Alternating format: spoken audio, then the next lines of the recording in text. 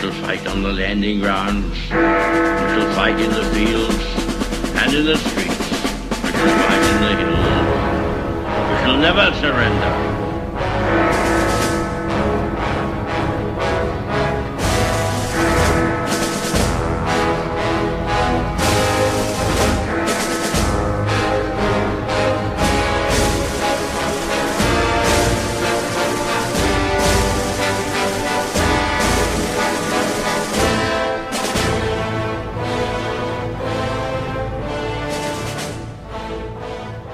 Welcome to A Radio. I'd like to thank you for joining me on A Radio this evening. I would like to take this opportunity at this time to thank Hutch Bailey Jr. for mentioning me on his programme Cold War Radio.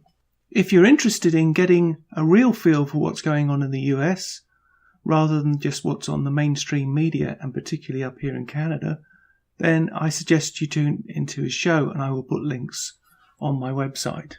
My website is aradio.wordpress.com, where you'll find a lot more information of what's going on. Also, my blog is there. I'm also on Twitter at @ARadioCanada. I'm also on Gab at @ARadio. And you can like me on Facebook at @ARadioCanada. And you can also follow me on my Morning Minute, a snapshot of something that is in the news or should be. And you can find that at Spreaker.com and look for A Radio, and there'll be links on my website. You can also contact us at Change Ontario, or one word, at Outlook.com. If you're interested in advertising on A Radio, you can contact me on my email. After my shameless promotion, on with the topic of tonight's show. So, as promised, we're going to continue tonight with Agenda 2030. This is part 2. Since my last podcast, I've hinted at some major developments, and I put various messages on my Morning Minute, which I'm sure you've been following, and if you haven't, you should be, because there's a lot of interesting information not always covered in podcasts. So we now have some evidence, none of which, to those of you out there who are thinking about it, can be wiped, because it's not just on the internet. Not that I'm a conspiracy theorist, but I'm just letting you know. I have copies of this in a number of places, but most of it is offline. The person that I will introduce to you at the end of the broadcast, and we'll give some information coming up to that, has basically gone to ground. And it's not surprising, really, because such has been the pressure that the UN and others have placed on him. It's not just the UN involved, though, here. There are very high-powered organisations. And a side note, when I see on the news recently that Al Gore has visited Donald Trump, that makes me very nervous. Now, I'm not losing confidence in Donald Trump, don't get me wrong. Now, he may be just taking the view from the other side. I don't think he's a fool. I really don't. And I don't think he's going to get bamboozled by Al Gore, the leader of Facebook, and a few others, including the Pope, I have to add. So let's hope there's nothing to that, and we'll just have to stay tuned in the weeks and months to come to see whether Donald Trump does actually do anything to bring into the United States Agenda 2030, or whether he knocks it on the head. He's talked about the Paris climate agreement, and he's talked about having an open mind. That's got to make you nervous, but that doesn't mean I'm going back on what I said. Just beware. Anyway, tonight, without any further delay, I offer you, for your indulgence, part 2 of Agenda 2030 Exposed. This document is entitled Sustainable Development Knowledge Platform, and it's an awful lot of information in there, and I will put a link on my website. And I'm just going to give you brief parts of it, and I urge you to go and look at this document, because any document that's longer than a page I'm very suspicious of, and this goes on for page and page and page, and that's to bamboozle you so you don't read it. I'm not interested in reading it. I can speed read and zip through and find the relevant parts. But nevertheless, it's done deliberately to bamboozle you so you lose interest and go back to whatever you were doing. Anyway, it's entitled Development and subtitled Preamble. This agreement is a plan of action for people, planet and prosperity. It also seeks to strengthen universal peace in larger freedom. We recognize that eradicating poverty in all its forms and dimensions, including extreme poverty, is the greatest global challenge and an indispensable requirement for sustainable development. All countries, all stakeholders acting in collaborative partnership will implement this plan. We are resolved to free the human race from tyranny and poverty and want to heal and secure our planet. We are determined to take the bold, transformative steps which are urgently needed to shift the world onto a sustainable, resilient path. As we embark on this collective journey, we pledge that no one will be left behind. The 17 Sustainable Development Goals and the 169 targets we will be announcing demonstrate the scale and ambition of this new universal agenda. They seek to build on the Millennium Development Goals and complete what these did not achieve. They seek to realize that the human rights of all and to achieve gender equality, empowerment of all women and girls. They are integrated, indivisible and balanced. The three dimensions of sustainable development, the economic, social and environmental. Now I'm going to stop there because that's just the preamble and it goes on and on and on. But let's just analyze that for a moment. Okay, this agenda is the plan of action for people, planet and prosperity. Well, nobody can argue with that. It also seeks to strengthen universal peace in larger freedom. Well, that's gobbledygook. That's not even English, so that's obviously a translation from something else. We recognize the eradicating poverty in all its forms and dimensions, including extreme poverty, is the greatest global challenge and an indispensable requirement for sustainable development. That's UN gobbledygook for taking over how you live your lives. Make no mistake about that. How are they going to eradicate poverty in areas where it doesn't rain 6 months of the year? Where's all that going to come from? How's that going to be paid for? It's going to be paid for by you. Redistribution of wealth. We are resolved to free the human race from tyranny and from the tyranny of poverty, and we want to heal and secure the planet. Well, how are you going to do that? Because there's wars and stuff going on all the time. Are you going to go in and eradicate those people who have the wars? I don't think so. So that's an unsustainable goal right there. In other words, it's a smokescreen.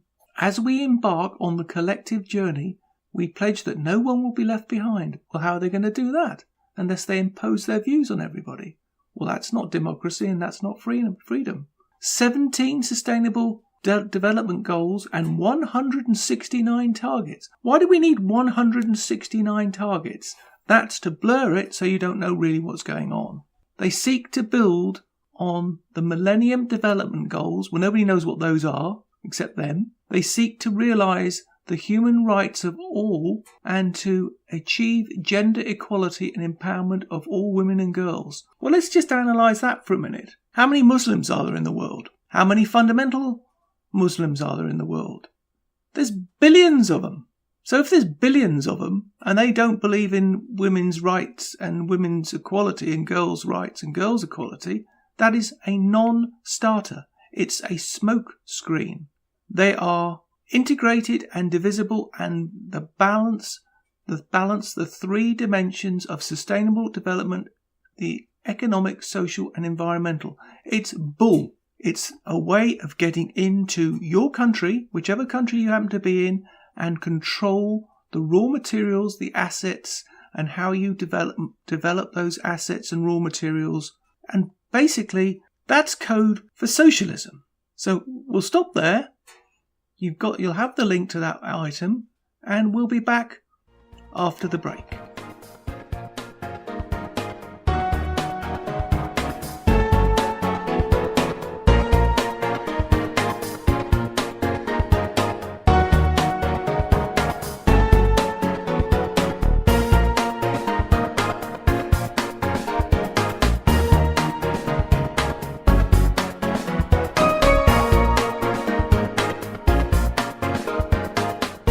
This next article is another reason why you should be concerned about Agenda 2030, and this is why I'm exposing it, because this is from the Canadian Labour Congress website. So if you're...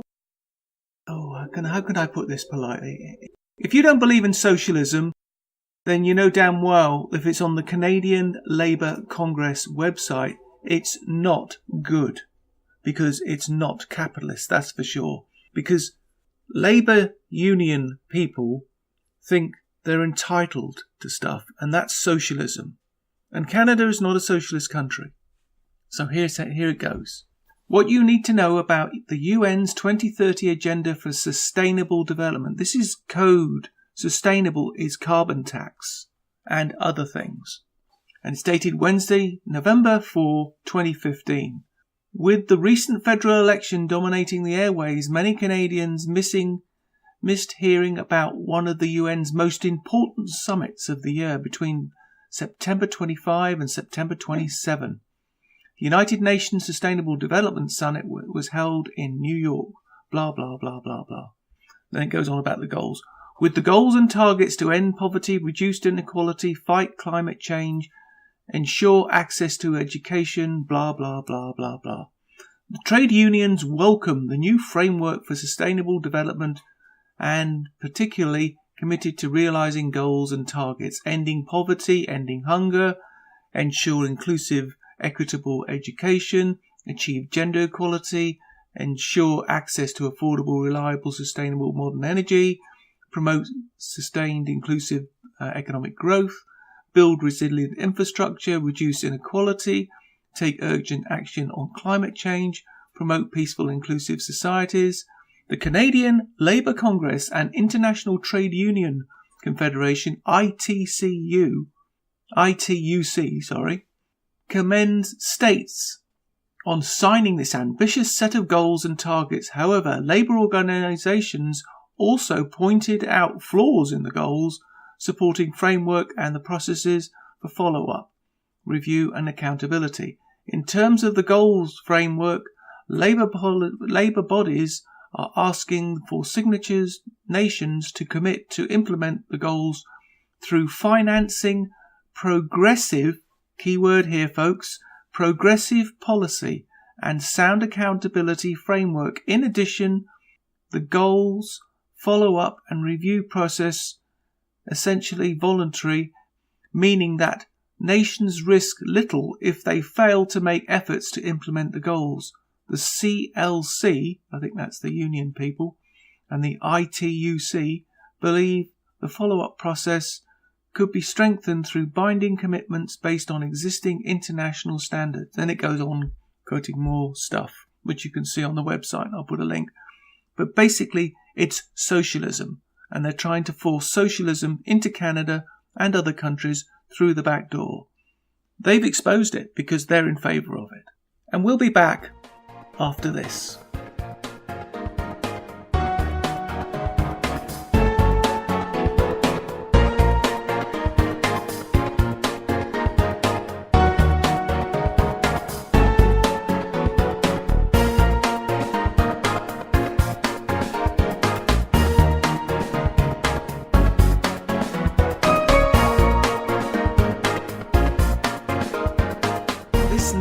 I want you to listen to very carefully. It doesn't matter that it's in the United States and he's quoting US. This is exactly what Trudeau is looking to implement into this country, to push you out of the countryside, to price you out of living in the countryside, into the city, into high-rises. This is Agenda 2030, plain and simple.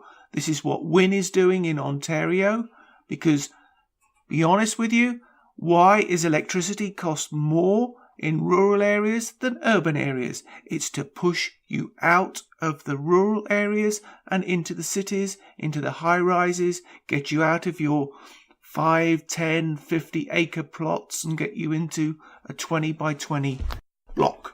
So please listen to this lady, take it seriously, because this is happening and this is going to start to be implemented January 1, 2017 by this communist Prime Minister. And I make no bones about that. He is a communist, and he is being manipulated willingly by George Soros and the United Nations. Listen to this clip and take it very seriously. Bibi Ramel. That's it. Bibi from Upland. I just wanted to share something with you. I'll make it short. The American way of life, based on a strong middle class established through free enterprise and ownership of private property, is under assault like never before. That assault will dramatically increase in September as thousands of non-governmental organizations, global elitists, and the United Nations bureaucrats converge on New York City to reboot Agenda 21. This time they call it the Agenda 2030 for Sustainable Development. This new 15-year plan demands 17 points of global control to reorganize the world into a socialistic utopia by 2030. If allowed to take control, there will be no ownership of private property, very little individual choice, and national sovereignty will be a thing of the past in this new agenda. Meanwhile, through HUD, the Obama administration is busy implementing Affirmative Further Fair Housing Rule, AFFH. This program targets specific neighborhoods that have taken certain HUD grants. However, such policies will be expanded to every neighborhood in the nation for social engineering. The plan imposes governmental mandated quotas of racial, ethnic, and monetary levels to be forced on higher income level neighborhoods to make them more fair as social justice replaces as equal justice. We've all observed blind action of planners in nearly every community in the nation as they are busy promoting their visions of our future through what they call healthy, happy communities where neighbors interact, parents play with their children, no stress from long commutes, as all the convenience of living are just a walk down the street. However, what is not mentioned in the new vision for our future is how the professional and government planners have determined that none of it's possible unless they design our cities, control our private property, and rule over our personal choices. To create this utopia, a process called smart growth or visioning is implementing and sold to us by means to protect and guide the community to a sensible growth planning. Everything we want will be just a walk down the street for our jobs, schools, stores, and libraries. What more could we want? The plans and the reality have little to do with creating healthy, wealthy communities. Hidden in an all-feel-good rhetoric is a political agenda based on redistribution of wealth and control of resources. The American Planning Association, APA, is one of the most powerful planning groups operating in the nation, and it works to install rules and regulations for how we live in nearly every city, county, and state. The APA is a member of the Plan Network, and the Planners Network statement is, we believe planning should be a tool for allocating resources and eliminating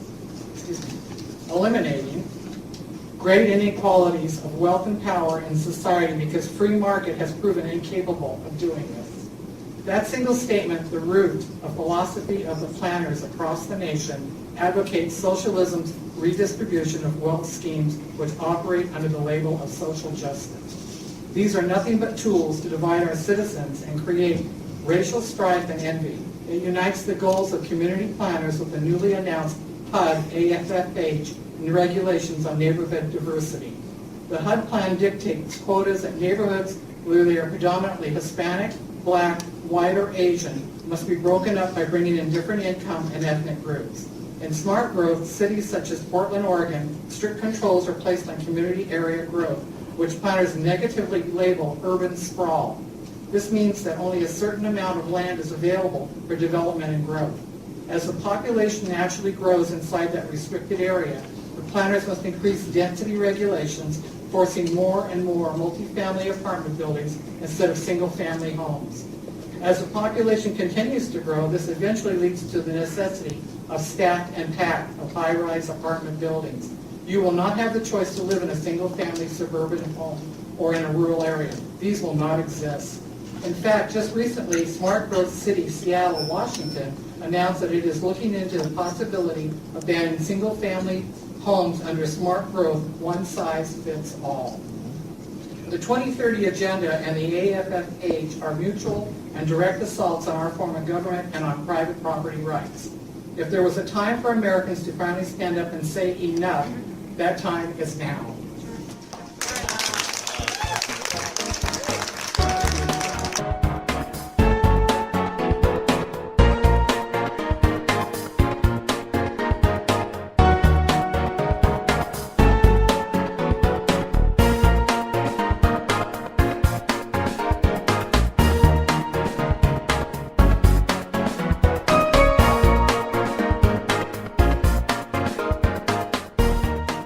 This next clip is from Anne Bressington, who is an Australian politician, and I have to give it real credence, and I have to really credit this woman for calling it how it is. And this needs to be heard by everybody, not just in Canada, but in the United States, in the UK, everywhere, because this is the truth.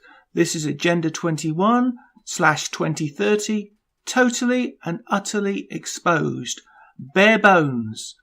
This is Trudeau. This is what he's doing as of January 1st, 2017. And all Canadians are asleep. The media is blocking this information. People think it's a joke, but this is real. She mentions Maurice Strong, for one thing. I mean, that's very important. That's very significant to Canadians. Maurice Strong is a key political figure for many years in Canadian politics. And you need to take that seriously. Trudeau is doing what he says, and he says what he's doing. Listen to him. He's just the same as Obama. Listen to what he says because he means it. He's going to do it. He's going to take away your car. He's going to stop you using electricity. Why do you think electricity prices are going up so much? Why do you think food is going up so much? So think about this, ladies and gentlemen. Listen to this. And I urge you, please, not for me, but for you and your friends, copy this down, download this podcast and play it to everybody you know. Do it now. Listen to this. The links will be on the website, and this is just one aspect. This is just one YouTube video that you can look at. There are hundreds out there at the moment, but they're being scrubbed faster than they can put them up. So if you have the means to get them and pass them on to your friends before YouTube, Facebook and Twitter block them. And if you're being blocked by them, sign up with Gab, because that's free. And that's freedom as well. They don't block anything. Listen to this, and we'll be back after the break. That Peter and members of Flag Australia and myself are hearing on a regular basis about the pressure that our farmers and food producers are under. But let me just make the point that these policies come from a faraway place. And you're going to have to bear with me now for a few minutes while I read my speech, and I will read it because otherwise I'll be up here for hours. And while I'm speaking to you today, I'm going to quote a number of people from various influential positions on the international stage. And I'll leave it with you to make up your mind if you want to continue to head in the direction that we're going. I first stumbled across Agenda 21 in about 2008, and quite frankly my first reaction was to dismiss what I was reading because I didn't believe that any government in Australia would take us down this road. Then I began to see a legislative pattern emerging in Parliament which concerned me greatly, and I also started to see the tenor of legislation that we were passing. I did air those concerns in Parliament, and it was dismissed and ignored. The words Agenda 21, ladies and gentlemen, were never meant to be spoken. And if they were, then of course it would be dismissed as a conspiracy theory. Because if people knew Agenda 21 and what it stood for, there's plenty of information out there where they could actually learn what the end game was, and governments didn't want that to be known. My dad always said to me that people only lie for two reasons. One reason is because you're ashamed of what you're doing, and the second reason is that you don't want people to be warned just before you screw them. And I honestly believe that these secrets have been, that these secrets have been kept for both of those reasons. Ladies and gentlemen, the origins of the environmental movement as we see it began back in 1968 when the Club of Rome was formed. The Club of Rome has been described as a crisis think tank which specialises in crisis creation. The main purpose of this think tank was to formulate a crisis that would unite the world and condition us to the idea of global solutions to local problems. In a document called The First Global Revolution, authored by Alexander King and Bertrand Schneider, on pages 104 and 105, it stated, "In searching for a new enemy to unite us, we came up with the idea that pollution, the threat of global warming, water shortages, famine and the like would fit the bill. All these dangers, of course, will be caused by human intervention that will require a global response." That's the origin of global warming, ladies and gentlemen. In 1975, Australia agreed to bring in a new economic order via the Lima Declaration on the Second Conference of the United Nations Industrial Development Organisation. The outcome of this was, as I said, the Lima Declaration, which was the blueprint for the redeployment of tools, jobs and manufacturing to the developing nations, leaving countries like Australia short of technology, a manufacturing base and jobs.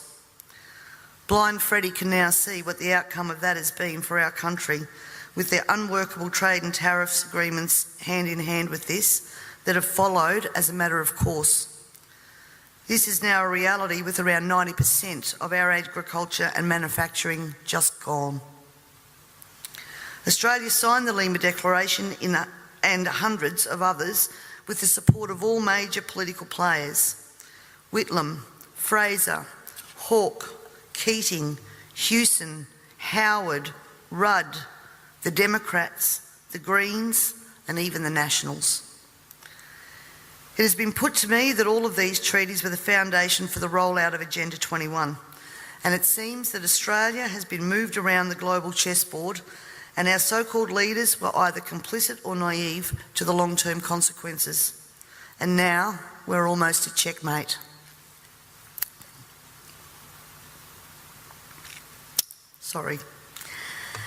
In 1992, former President of the United States, George Bush Sr. said, "Effective execution of Agenda 21 will require a profound reorientation of human society, unlike anything the world has ever experienced.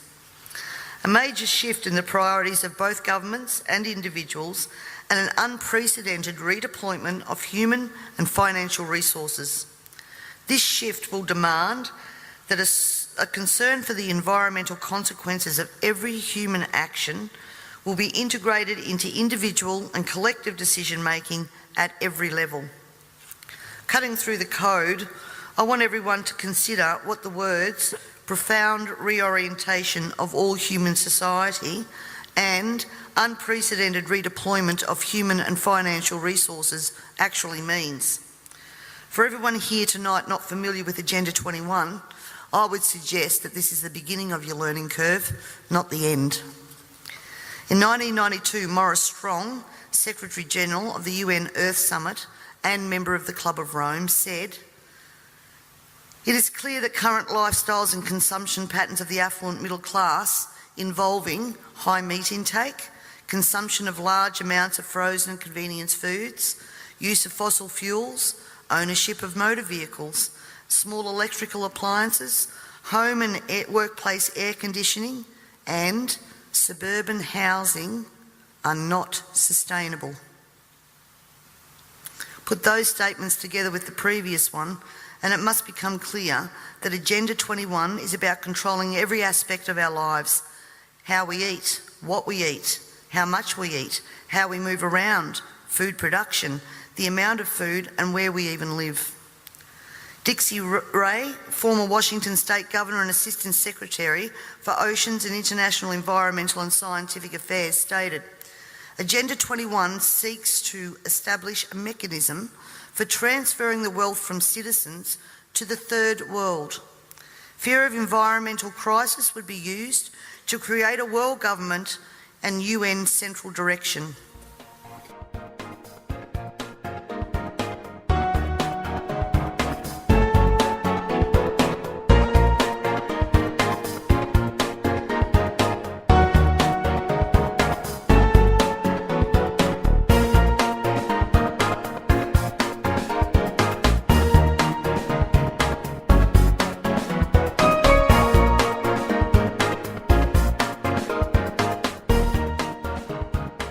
to do now is read you excerpts from a document that was sent to UN FCC Task Force, Department of Prime Minister and Cabinet, 1 National Circuit, Barton Act 2600, whatever that means. I'm assuming that's Australia. Anyway, it goes like this. Submissions for Australia post-2020 emissions reduction target with reference to the call for submissions regarding Australia post-2020 emissions reduction target. The Climate Study Group make a submission as per attached.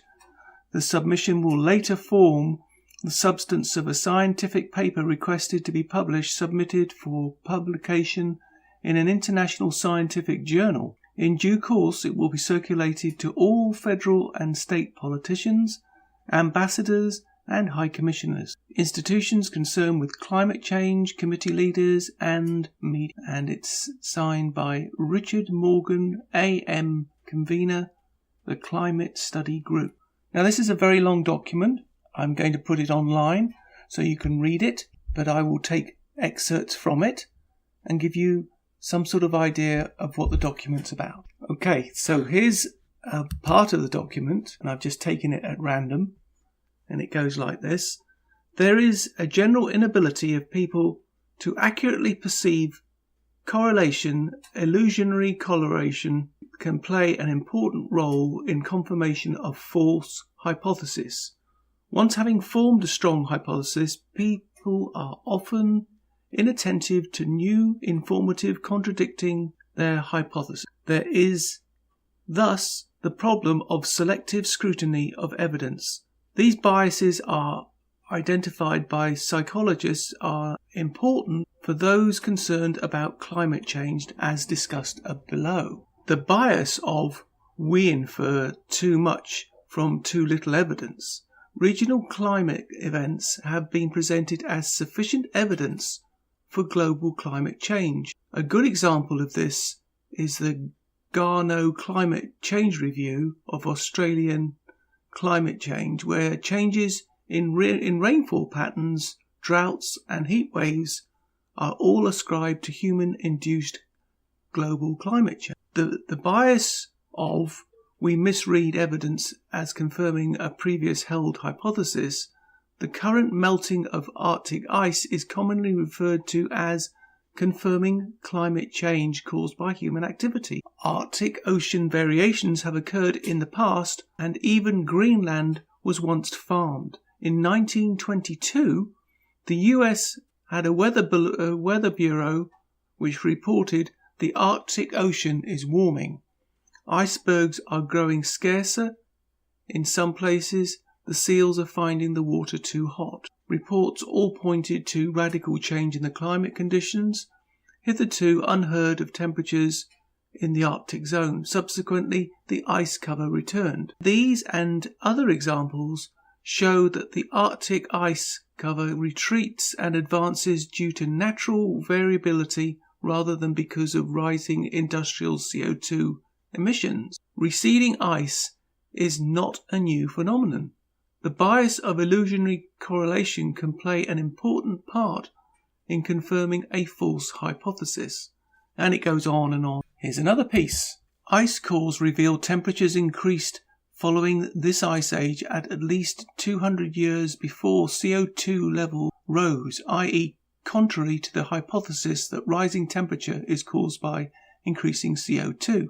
CO2 is a greenhouse gas, but it is clearly subordinate to water vapour and other more significant factors of global climate. The bias of there is a misinterpretation that purely random streaks are too long to be purely random. The millennium drought starting in 1997 ended in 2010 and was misinterpreted as a long-term trend and as a consequence of climate change. This lent support to Victorian government into over-investing in desalination plant at this time. The bias of once forming a hypothesis, people are often inattentive to information and contradicting their hypothesis.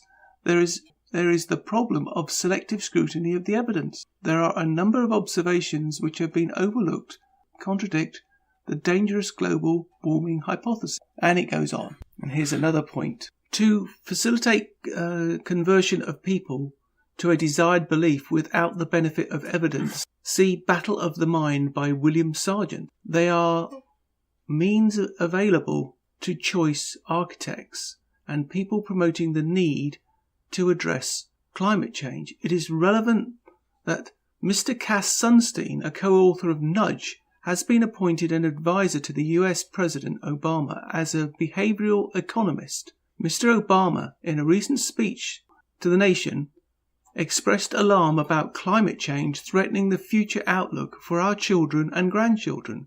Again, there is a message to cause fear and anxiety without empirical scientific evidence. It is significant to note that the alarmist global warming hypothesis and means proposed to meet the perceived challenge appeal to those who believe in government that should have a greater role in controlling business and private behaviour. In 2010, the Democrats in the United States were twice as likely to believe the alleged danger to climate change compared with the Republicans. Of climate change alarm, it had been said there is something going on here and it's not science, a conclusion supported by bias errors outlined in this paper. In addition, there have been statements about climate warming which still infer the anxiety, making it difficult for many to form a view on climate change based on empirical evidence. This paper has explained how people, despite good intention, may be influenced by bias. Economists have now had to review long-held economic models which did not take into account how bias can influence human behaviour. Climate scientists also have to address the implication of this new insight, revealing bias errors that call into question recommendations for CO2 emissions reduction. The outcome would be crucial to the development of government policy. That's Australian government. Recommendation. In the contents of the analysis in this submission, the psychological research and new revelations of how bias can affect decision making, the authors of this submission recommend the case for reduction of CO2 emissions is not well founded, and certainly no Australian post-2020 emissions reduction target could be justified. And it's signed by a number of people, and there's a number of references that they use, all of which I will post on my website. And we will be back after this.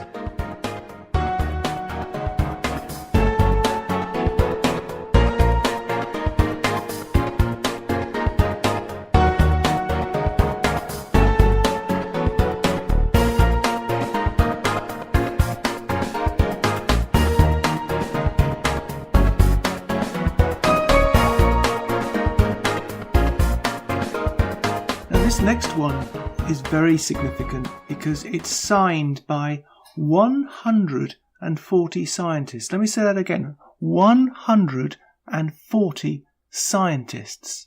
And this was back in 2009. And we never got to hear about this. You listen to this, I'm going to try and read it in its entirety, but you can read it online and you can see who those 140 scientists are. And it goes like this.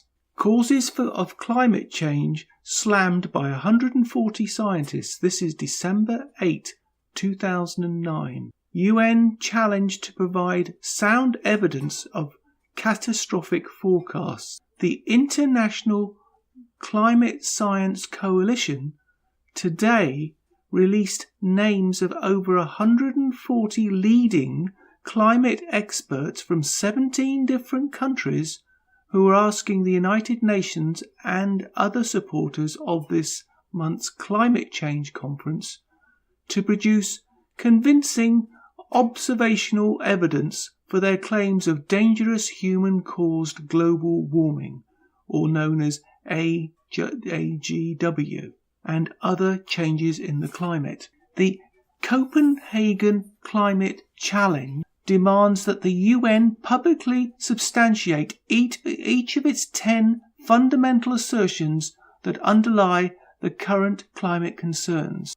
With revelations that critical temperature data used by the UN Intergovernmental Panel on Climate Change appear to have been intentionally distorted to increase warming trends, national representatives to the Copenhagen Climate Change Conference must demand a thorough re-examination of scientific evidence supporting proposed mitigation actions. Said challenge endorser, Dr. Tim Patterson, ICSC Chair and the Professor of Earth Sciences at Carleton University, Ottawa, Canada.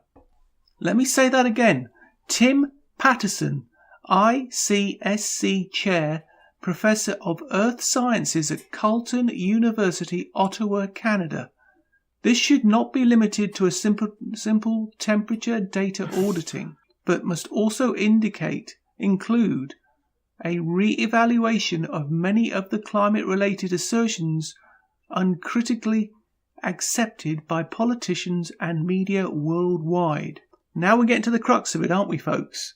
Perhaps the most significant among the scientists' challenges for proponents of AGW theory to comprehensively substantiate claims that recent climate change is unusual in comparison with historical records, human emissions of carbon dioxide and other greenhouse gases, GHG, are dangerously impacting climate. Computer-based models are reliable indicators of future climate.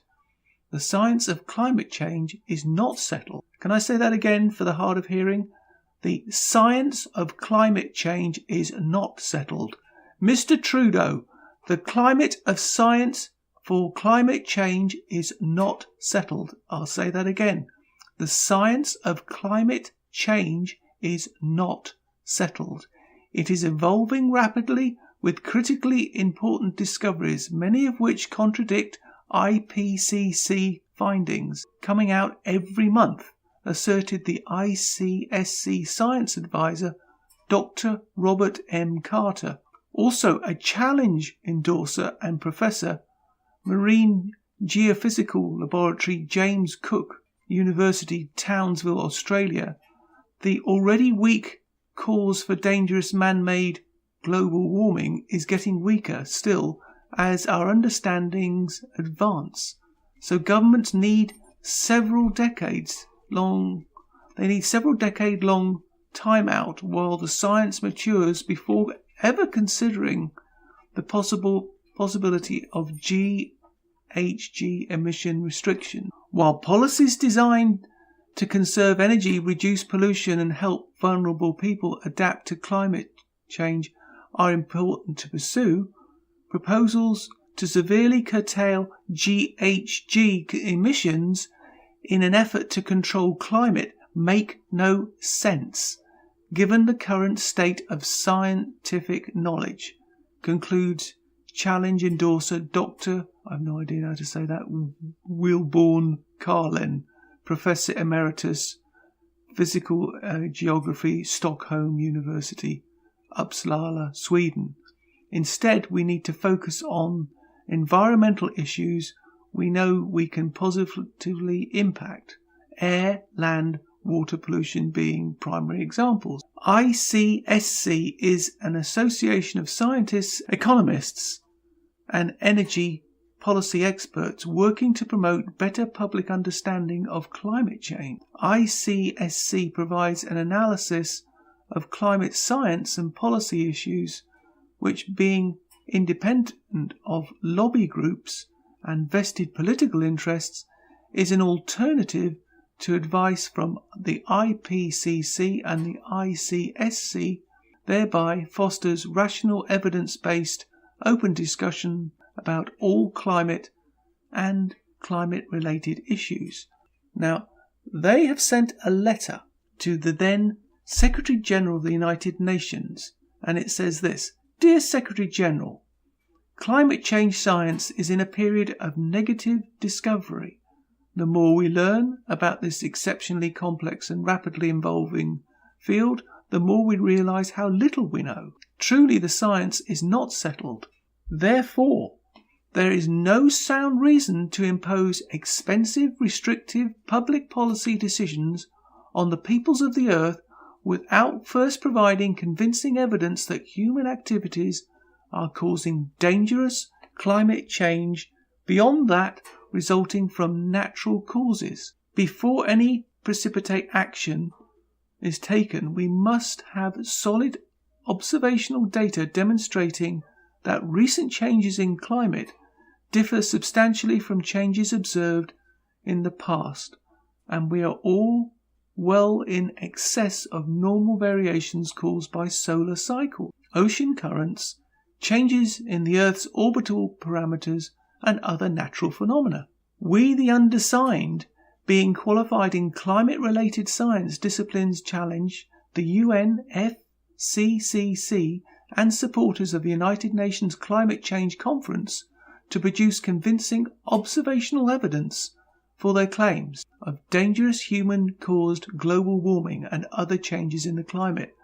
Projections of possible future scenarios from unproven computer models of climate are not acceptable substitutes for real-world data obtained through unbiased, rigorous scientific investigation. Specifically, we challenge supporters of the hypothesis of dangerous human-caused climate change to demonstrate that 1. Variations in global climate in the last 100 years are significantly outside the natural range experienced in previous centuries. 2. Humanity's emission of carbon dioxide and other greenhouse gases, GHG, are having a dangerous impact on global climate. 3. Computer-based models can meaningfully replicate the impact of all natural factors that may significantly influence climate. 4.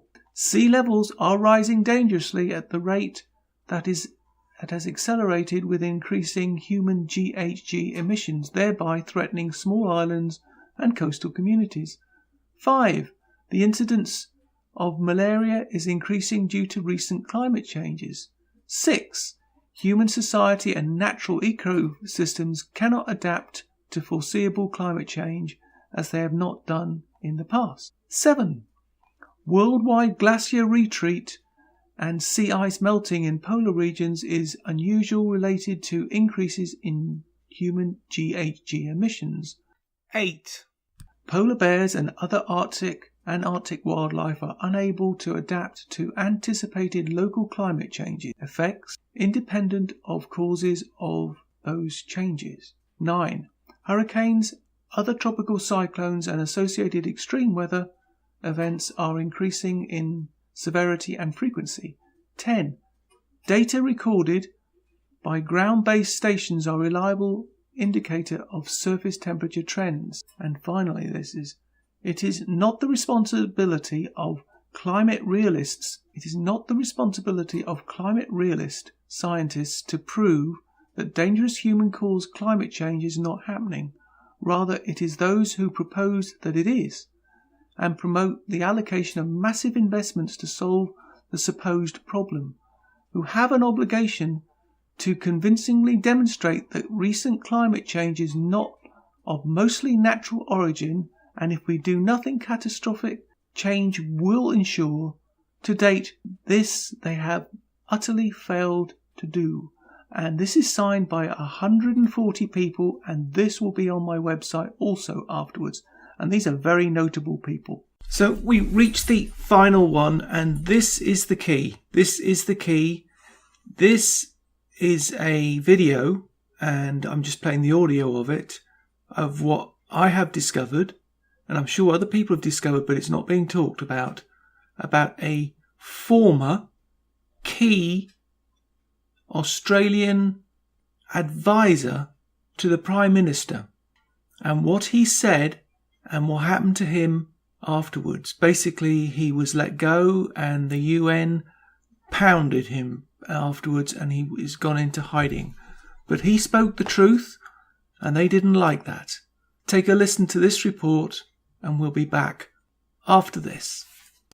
You guys have heard time and time again, global warming this, global warming that, CO2 emissions. We've got to tax your cow's feces because of it. We've got to shut down all the coal plants. We've got to do all this different stuff, right? Because of climate change. Well, we now have an advisor to the Australian PM coming out and stating that this climate change is no more than a UN-led hoax to create a new world order. Talking about someone coming out and hitting the nail right on the head and not giving a damn. He says that this climate change is a ruse led by the United Nations to create a new world order under that agency's control. And I'm warning you guys, everything that has to do with this TPP, Trans-Pacific Partnership deal that they're trying to keep secret, ties right into UN control.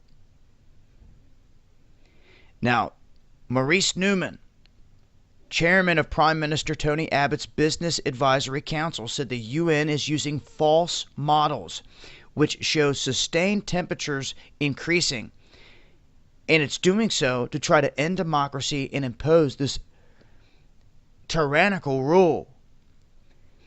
Now, he goes on to say that it's a well-kept secret, but 95% of the climate models that we are told to prove or provide here, with links between humans and CO2 emissions and global warming, after nearly 2 decades, these have all been found to be in error.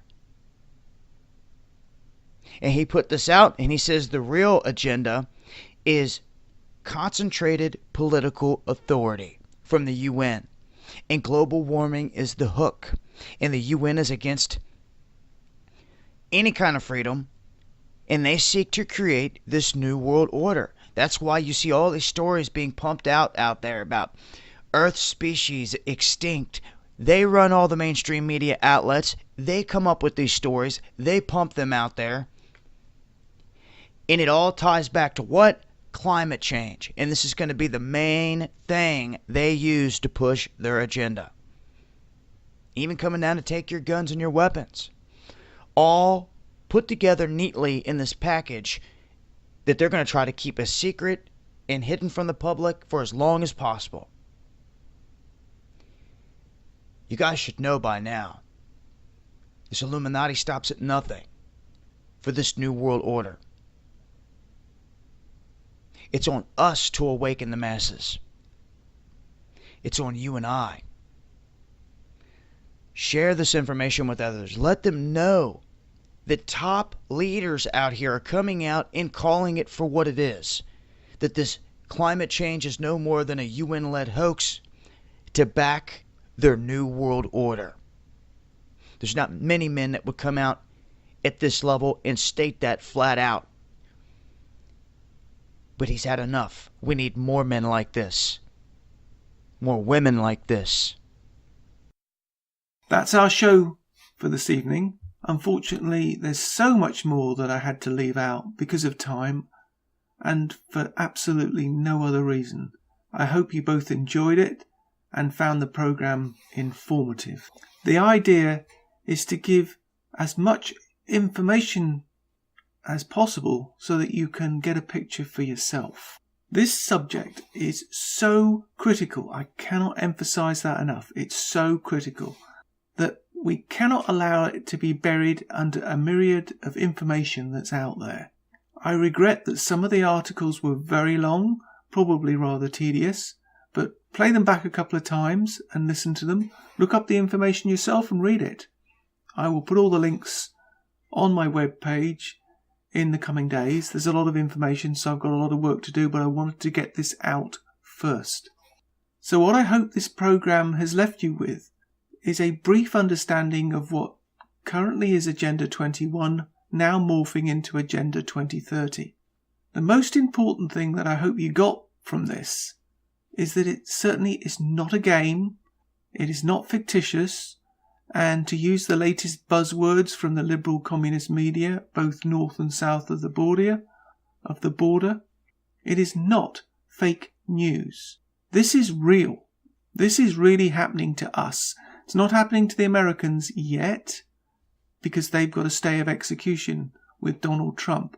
But make no mistake, my American friends, you are only one election away from this. So keep your guard up. And if you're listening to this in Canada in particular, you have a real problem. And the answer is not to sit on your hands and do nothing and watch hockey and watch all the Christmas movies and think everything's wonderful, because come January 1, this Prime Minister is going to fundamentally transform this country. He's already doing it. This is not just about Trudeau, who's basically a puppet for Soros and the UN. This is about fundamentally transforming how Canada, the US, Australia, Britain, Europe, do I need to go on?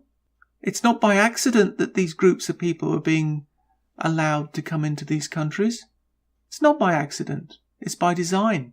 And I don't care if they think that's racist. It's a fact. The only way to change this, or even stop it, is to start a new party.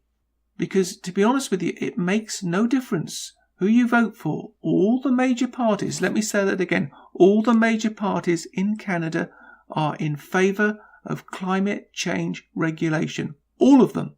So that means they're all in favour of fundamentally transforming Canada. We can't allow that. So the only way we can stop this is to start a party of the people and by the people. Not of the politicians and by the politicians. Of the people and by the people. And it's not going to be done by me or you. It's going to be done by all of us. Or it's not going to be done at all, and it's going to be too late, and it will be George Orwell 1984. And if you think I'm joking, look up the videos. So contact me and we'll try and do something. But I can't do it alone, as I say. So it needs all of us. Well, that's it for tonight. You can find more information about my podcasts and more detailed information on aradio.wordpress.com. Follow us on Twitter at A-Radio Canada, also on Facebook. Check out our Morning Minute podcast on Spreaker.com, and you can find us there under A Radio. We're now on Gab at A Radio. Gab is a very important introduction to the system because it's free speech. It's not being blocked. It's not being censored by people who don't like what you say and how you say it. And in Canada, that's extremely important because I think we're about to be shut down. And you can also email us on changeontario@outlook.com. So until next time, all that remains for me to say is thank you for joining me. And until next time, good night, everybody, and God bless. Good night, everybody. Good night.